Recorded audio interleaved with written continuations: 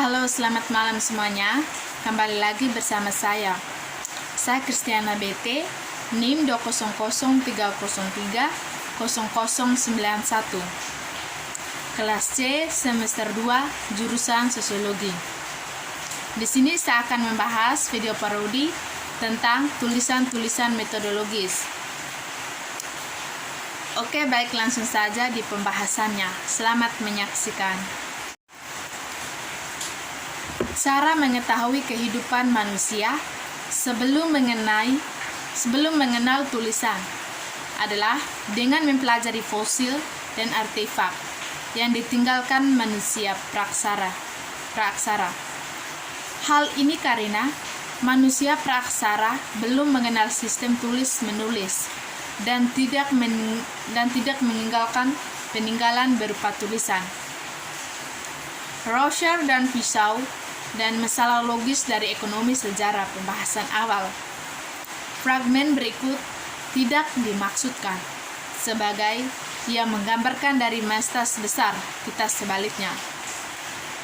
Itu membatasi diri untuk upaya untuk menunjukkan bagaimana beberapa masalah dasar logis dan metode yang selama generasi terakhir telah dibahas dalam ilmu sejarah dan dalam khusus disiplin, menyatakan diri pada tahap awal ekonomi sejarah dan bagaimana prestasi besar pertama metode sejarah.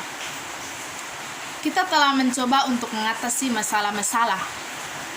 Namun, adalah wajar bahwa diskusi ini dalam banyak hal akan menunjukkan sifat alami dari pencapaian tersebut. Kelemahan dari jenis yang hanya semacam ini dapat menuntun kita pada refleksi konstan pada proposisi umum dengan yang kita pendekatan pekerjaan ilmiah kita. Dan itu adalah tujuan yang bermakna secara amli dari penyelidikan seperti itu, yang harus cukup sengaja tidak menyajikan gambaran artistik secara keseluruhan. Dalam for analisis ekstensif, subjek yang atau tampaknya terbukti nyata sekarang ini biasa untuk nama Karl Knecht dalam Bruno Hederbrand bersama Wilhelm Rorschach sebagai pendiri sekolah sejarah. Tentang hal-hal yang kita samakan dengan di sini, relativisme yang terkandung dalam ekonominya hanyalah penerapan dari ide-ide yang telah dikembangkan partai oleh Rorschach. Sebagian oleh Ottens di pihak lain dalam briefing catatan mengenai pandangan metodologis. Dan sangat jelas bagi kami untuk menentukan posisi metode Charles Rorschach, keris utama metodologi yang diedukasikan untuk Rorschach, karya yang telah diterbitkan sama seperti atau Dirk dengan karya perwakilan The School of Class Economy yang awalnya itu dimaksudkan untuk menjadi sebuah konotasi. Rorschach membedakan antara dua jenis pengobatan ilmiah tentang realitas yang ia sebut filsafat dan sejarah. Yang pertama adalah pemahaman Koptal dengan cara generalisasi abstraksi, di mana unsur-unsur kontinen realitas dihilangkan.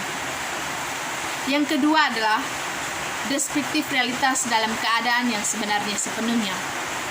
Yang satu segera ditingkatkan dengan perbedaan antara science of analytic dan pembedaan yang menyatakan dirinya paling mendalam dalam metodologi, perbedaan antara ilmu alam yang tepat di satu sisi dan sejarah politik di sisi lain.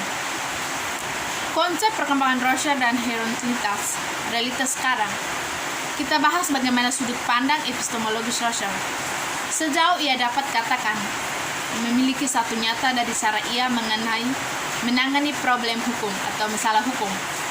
Perkembangan sejarah mengingat seperti yang telah kita lihat, ia melihat didirikannya hukum-hukum seperti tujuan sejarah.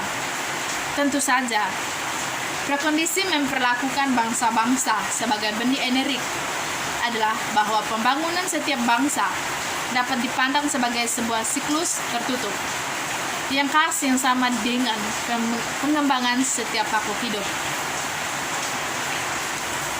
Menurut opini Rorschach, Prakondisi ini berlaku setidaknya bagi semua bangsa di mana suatu development infrastruktur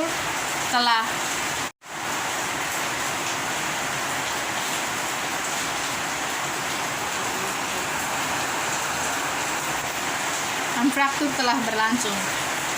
Sebagaimana dibuktikan oleh fakta bahwa negara-negara maju secara budaya meningkat, dewasa dan dakdin. Hal ini seperti yang dilihat oleh Rothschild adalah proses yang meskipun tampak bersifat praktik atau yang diperlukan.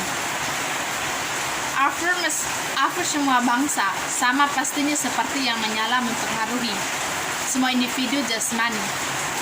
Sebagai bagian dari proses vital bangsa ini, fenomena ekonomi harus dipahami secara fisik.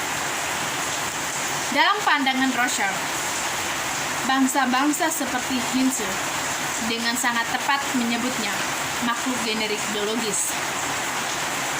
Oleh karena itu, dan Rothschild menyatakan hal ini secara gamblang sebelum ilmu pengetahuan pengembangan kehidupan bangsa pada prinsipnya adalah sama dan terlepas dari penampilan sebaliknya.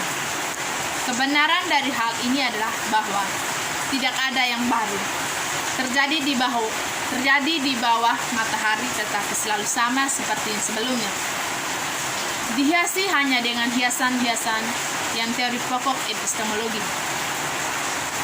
Kata atau pembicaraan ilmu adalah cabang filsafat yang berkaitan dengan asal, sifat, karakter, dan jenis pengetahuan. Berlangsung dengan cara induksi, pembentukan hipotesis, dan verification of hipotesis oleh Paulus konfrontasi dengan kisah.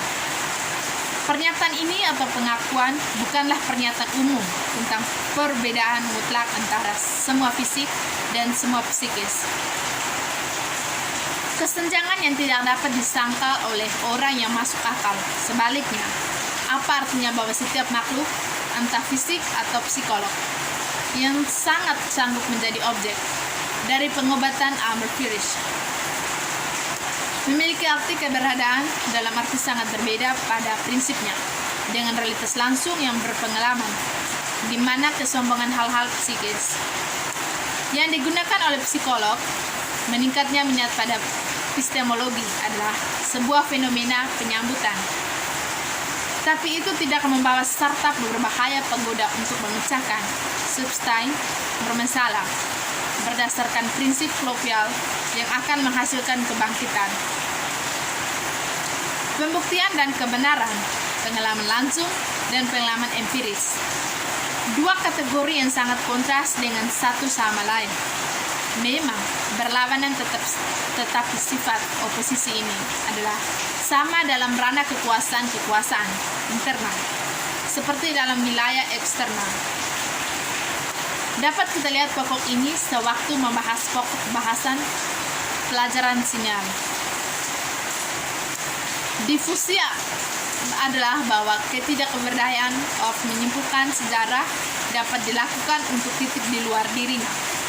Untuk pengalaman empiris, alasan untuk ini percaya adalah bahwa Locke radikal dari pemikiran berada dalam posisi yang sama dan Todd dalam kekuasaan sejarah. Lloyd ditemukan dalam Thoughts of Delusion, memiliki keyakinan God. Kontras ini apa yang ia sebut metafisionik, geologi dan biogenetik, pengetahuan bahkan jika metahistorisch, pemenuhrian adalah tugas dengan cara yang ideal. Dari titik epistemologikal pandang, dengan demikian signal sebuah urutan kronologis fenomena spasial melalui interpolasi. Peristiwa hal itu tidak pernah bisa lebih jauh ditentukan oleh analogi proposisi yang sesuai dengan hal-hal yang sebagaimana yang dialami, memiliki konfigurasi seolah-olah jika proses kosmik atau biogenetik dari jenis tertentu telah terjadi. Dua aspek dari kategori kausalitas dan hubungan antara adisionalitas dan identifikasi. Hal ini memberikan pencerahan baru dan definitif pada klaim bahwa tindakan kronalitas dan bebas memiliki additionalitas empiris yang spesifik semakin bebas. Yang bertindak memutuskan yaitu semakin atau keputusan itu didasarkan pada keputusan itu sendiri. Yang belum dikabarnya dengan benturan eksternal atau output yang tidak menarik semakin lengkap, motivasi akan masuk ke dalam kategori akhir dan berarti semakin efisien. Oleh karena itu dianalisis secara rasional dan dalam kasus tertentu dibuat agar sesuai dengan pola tindakan rasional. Oleh karena itu, semakin besar peranan yang diamankan oleh pengetahuan nomologis yang dimiliki oleh orang yang bertindak dan oleh pakar yang melakukan analisis.